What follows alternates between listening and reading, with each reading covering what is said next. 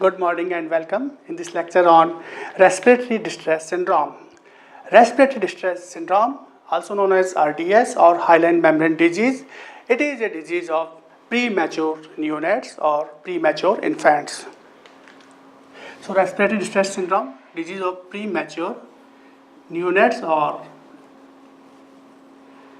infants or low gestational age neonates.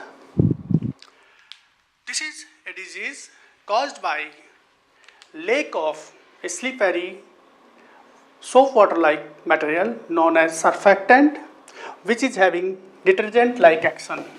Detergent is used in textile industries to make homogeneous color to their products. This surfactant decrease the attraction power of molecules of a fluid.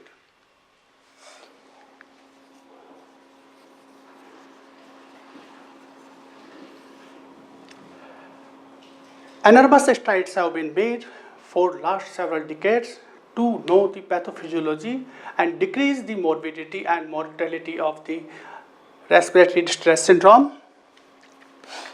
So, what is the pathophysiology of the respiratory distress syndrome? First of all, I will talk about the cause of basic cause of disease. Then I will talk about the pathophysiology of the disease. The basic cause of disease is deficiency of surfactant. Here is deficiency of surfactant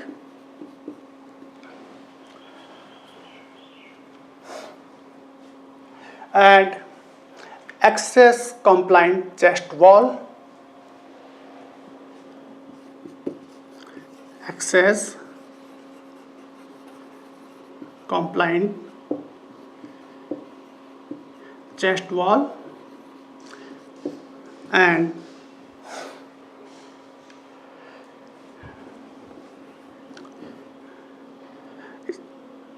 alveoli inflation and deflation. These all problems will lead to collapse of alveoli in next step of disease. Here is collapse of alveoli. Alveoli are the terminal part of respiratory tree, and these are having type first alveolar cells, which are simple squamous cells, and some large cells which are known as type 2 pneumocytes, and these are type 1 pneumocytes. These type 1 pneumocytes participate in gaseous exchange, and type 2 pneumocytes are involved in formation of surfactant, and these alveoli are having capillaries of blood where gaseous exchange take place. So, collapse of alveoli, dyspnea and tachypnea.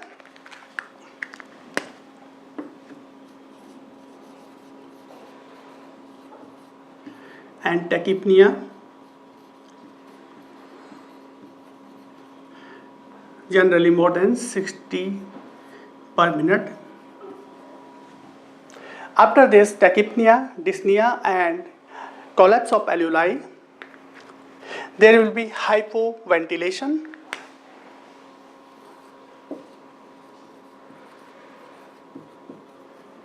Hypoventilation, atelectasis, VQ mismatch or inequality, and ventilation perfusion ratio. By result of these all, there will be, in next step there will be decreased concentration of oxygen, generally less than 50 millimeter of mercury, increased carbon dioxide in blood, generally more than 60 millimeter of mercury, CO2 decrease more than 60 millimeter of mercury, and here will be acidosis. Acidosis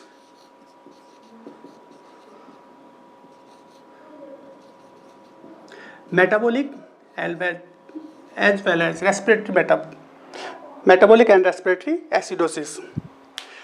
By all these means, there will be arteriolar vasoconstriction.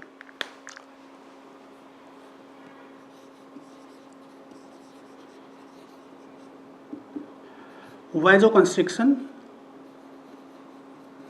and it will lead in ischemia of lungs,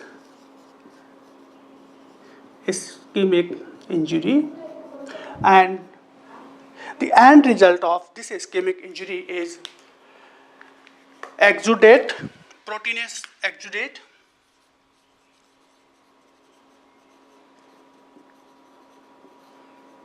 this proteinous exudate will form a membrane on the inner surface or inner layer of the alveoli. It will form a membrane on the inner surface of the alveoli. So this is the basic cause of the disease.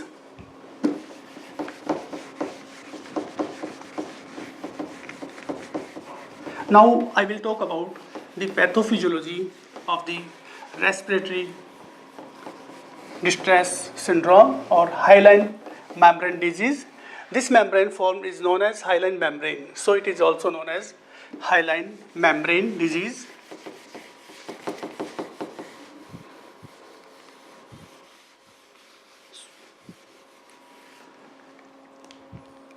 So pathophysiology of the disease.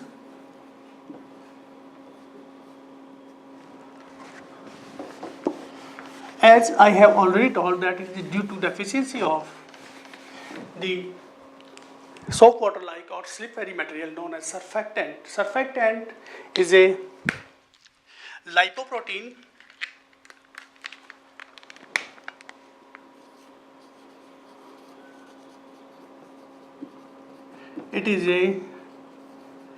lipoprotein formed by 6 phospholipids and 4 apoproteins.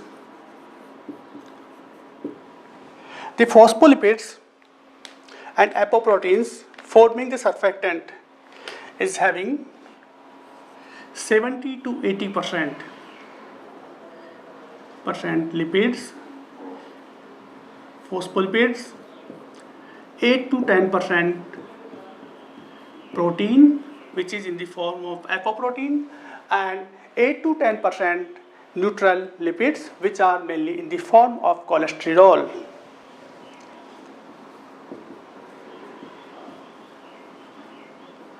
Neutral lipids in the form of cholesterol, and the phospholipid is in the form of dipalmitoyl,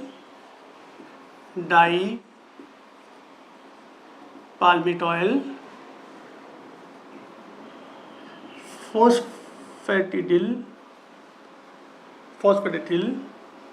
choline, DPPC, and also known as lecithin.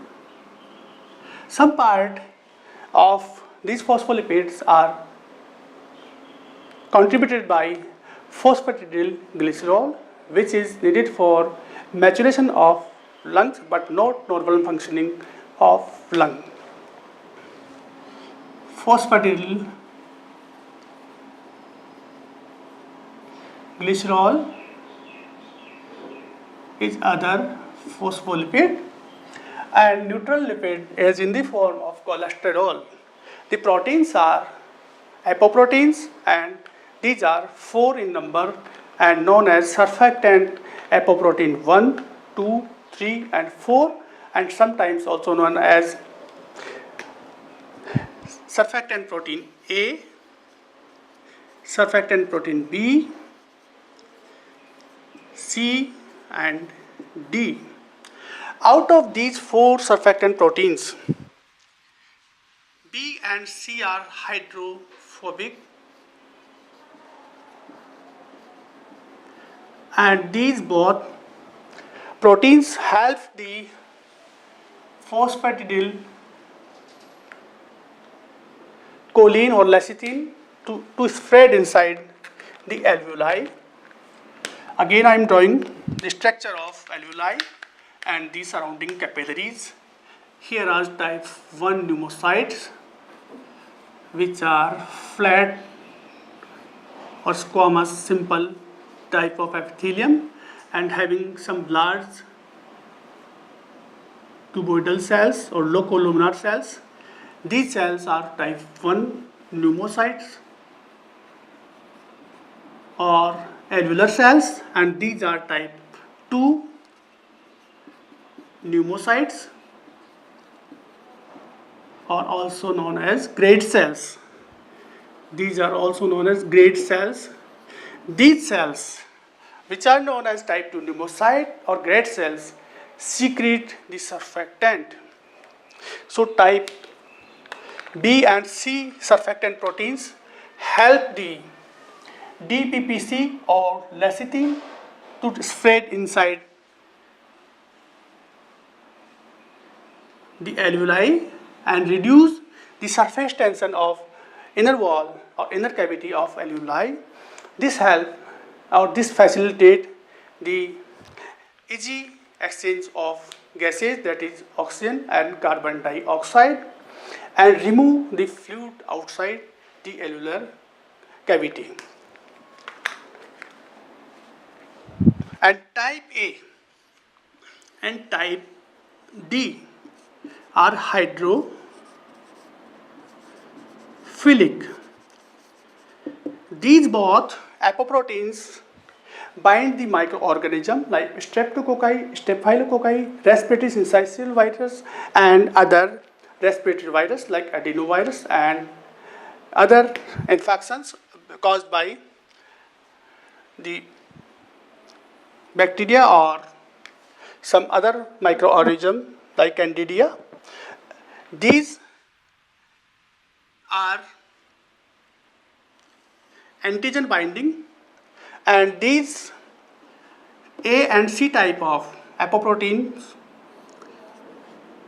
present the bacteria, virus and fungus to the macrophages.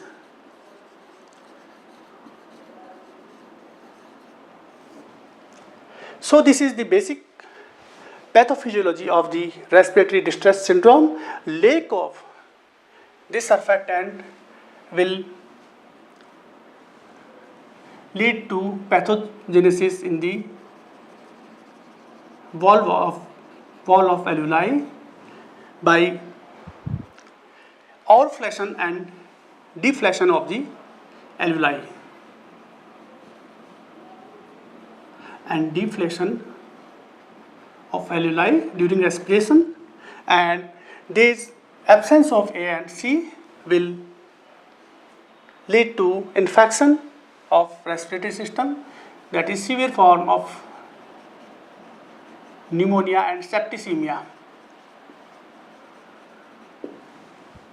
So this is the basic concept of the hyaline membrane disease, and now I will move on the predisposing factors of the disease.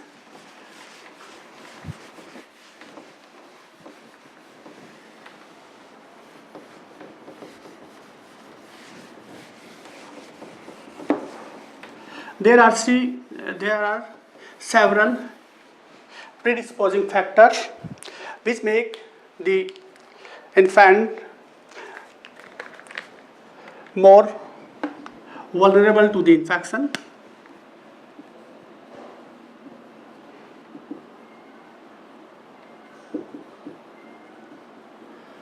Predisposing factors are premature infant or premature baby,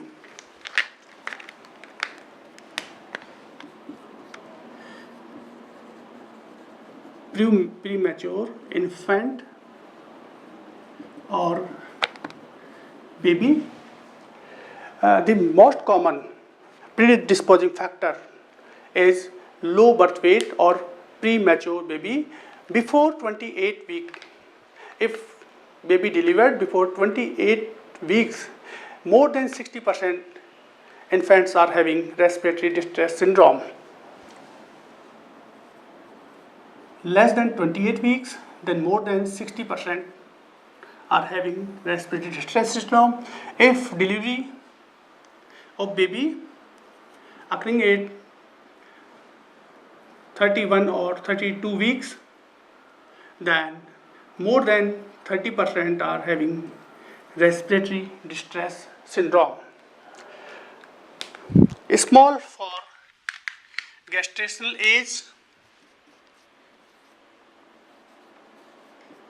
This is other factor which lead to formation of hyaline membrane disease.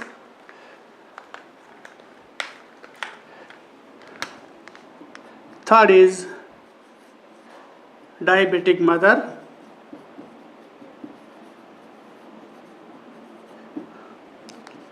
Male neonate, Caucasian neonate, or white neonate. It is more common in Caucasian races or white races and relatively less common in black and other.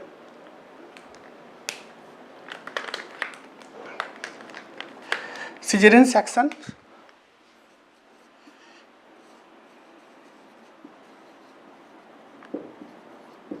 Cesarean section also predispose the disease.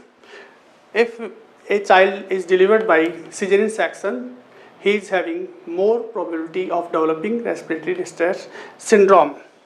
Precipitating labor.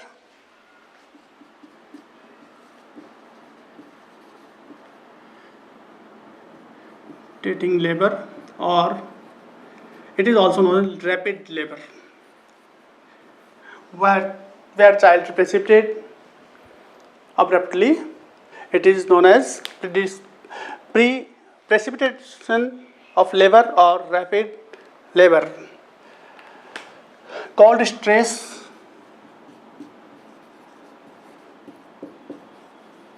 Cold stress is also predisposing factor for neonate because it has turned the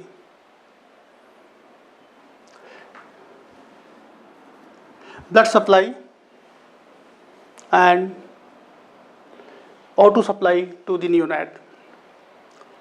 Hypotension.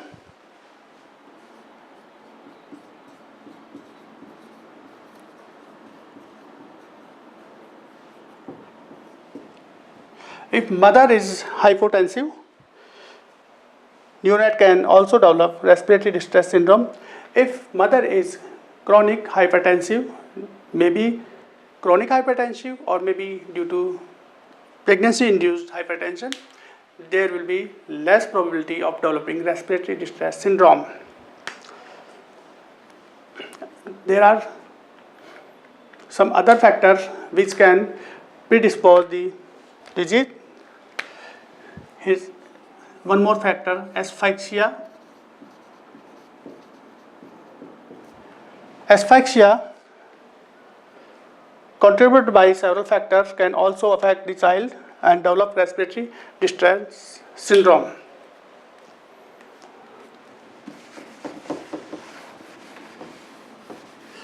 clinical features.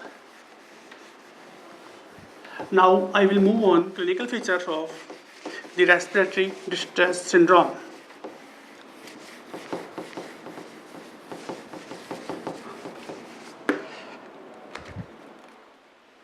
So there are clinical features.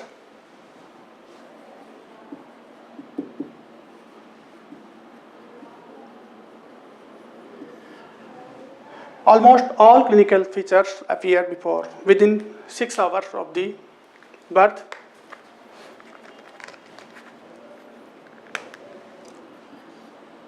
Within 6 hours of birth, hyaline membrane is formed within half an hour. If child is healthy and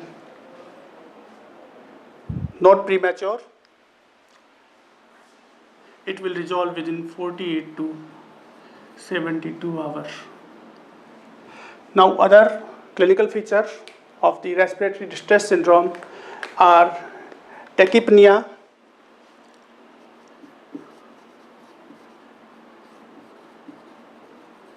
respiratory rate more than 60 per minute,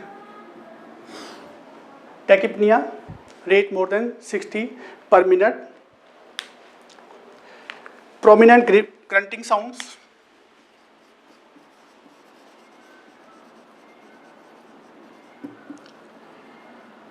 grunting are snoring sounds,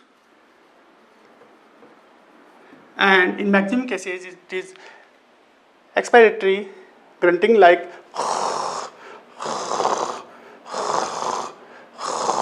this typical sound of grunting is heard in patient of respiratory distress syndrome. Retraction of intercostal,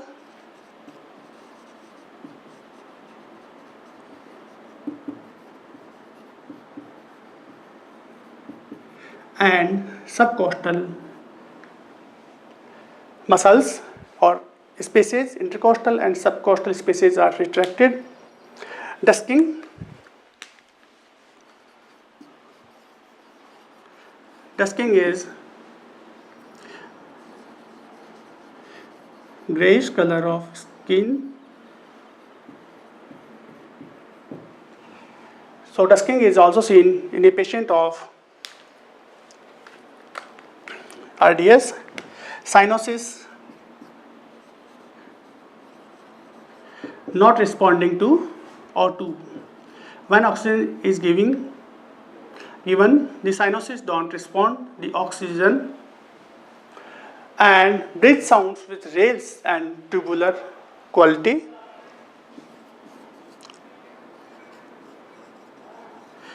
Breath sounds are having rales and tubular quality sounds of breathing.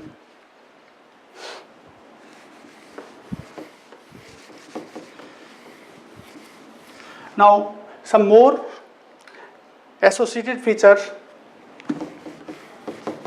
of the respiratory distress syndrome. Associated features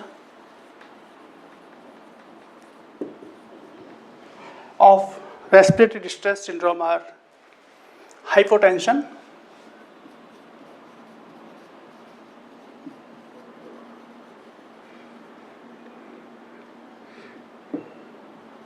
hypotension is associated feature of the respiratory distress syndrome. Besides hypotension, there will be fatigue,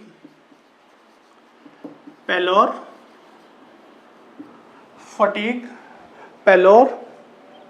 oliguria. Due to shock, there will be pallor, that is pale skin, and oliguria.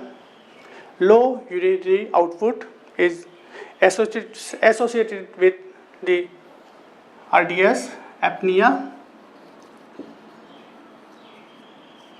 Hyperventilation, deep and rapid respiration with episodes of apnea or dyspnea. Cyanosis, I have already told about cyanosis, not responding to the oxygen therapy, and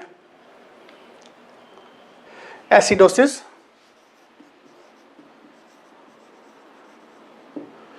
Acidosis due to increased carbon dioxide, decreased oxygen. There will be metabolic as well as respiratory acidosis.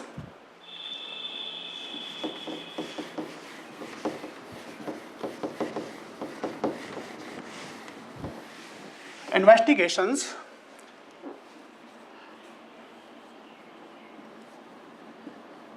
to diagnose the respiratory distress syndrome. There are some investigations which can diagnose the disease in womb of mother. Antenatal diagnosis by aspiration of amniotic fluid. Amniotic fluid examination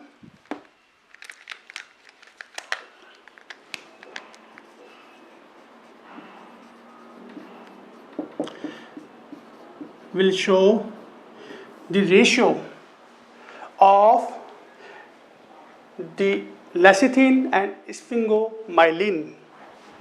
Lecithin, also known as dipalmitoyl phosphatidylcholine, is also known as lecithin, and lecithin with it is sphingomyelin. Sphingomyelin. If the ratio of lecithin and sphingomyelin is less than 1.5, it is indicator of respiratory distress syndrome. If it is more than 2, it is normal. In antenatal diagnosis, if ratio of lecithin and sphingomyelin is less than 1.5, then 3 injection of dexamethasone of 12 milligram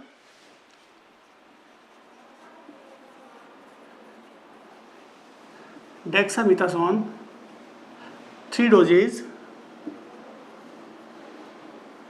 at the interval of 12 hours should be given for lung maturity. So this is the antenatal diagnosis of respiratory distress syndrome. Now I will talk about the postnatal diagnosis.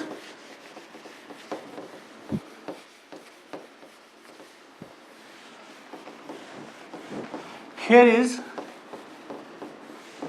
one postnatal test known as gastric aspiration shaking test. Gastric aspiration shaking test. Within 1 hour of delivery, gastric contents are aspirated and these are mixed with the ethyl alcohol,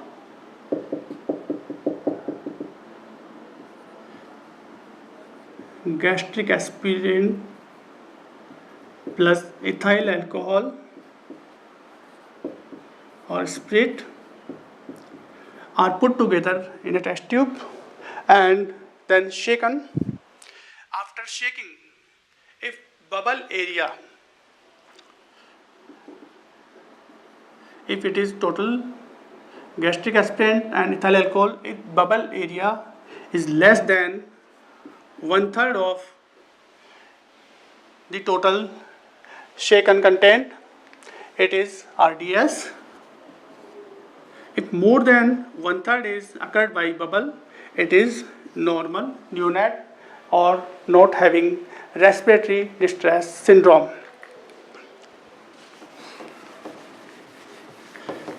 Now I will talk about the other postnatal diagnosis of the respiratory distress syndrome.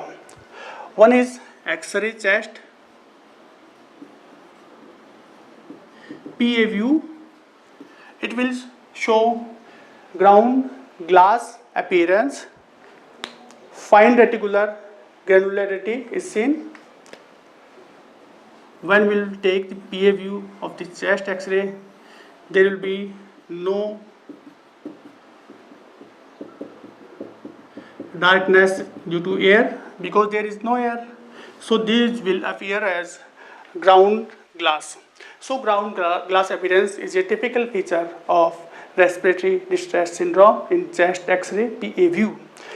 This is due to fine reticular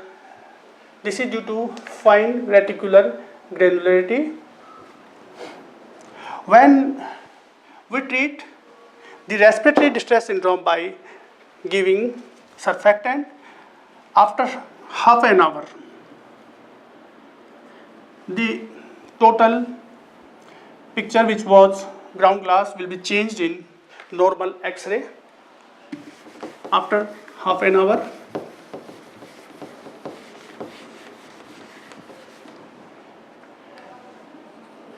Arterial blood gases analysis. Blood gases analysis will show oxygen concentration less than 50 millimeter of mercury, and PCO2, that is carbon dioxide concentration, will be more than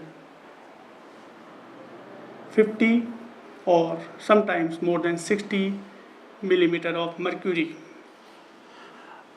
There will be acidosis, as I have already told, it is metabolic as well as respiratory acidosis.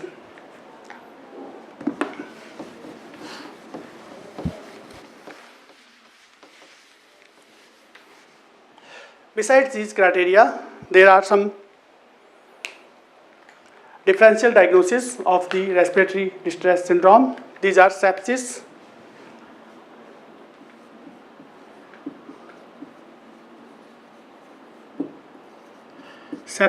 pneumonia,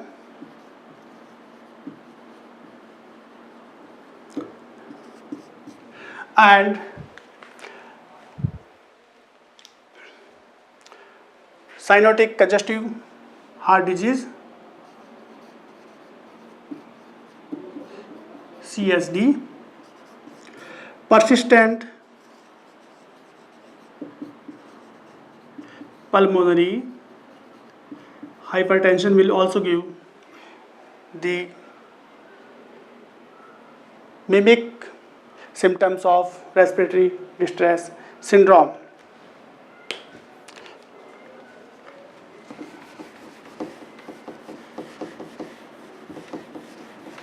There are several complications of respiratory distress syndrome. There are several complications which make the disease more complicated and make a hurdle in treatment of the disease. These are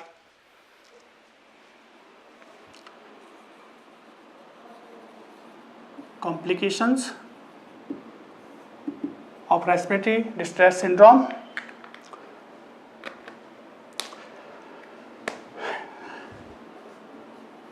Septicemia. Major complication of respiratory distress syndrome is septicemia due to some infection of gram-negative positive bacteria and viruses and some fungal infections like candidiasis.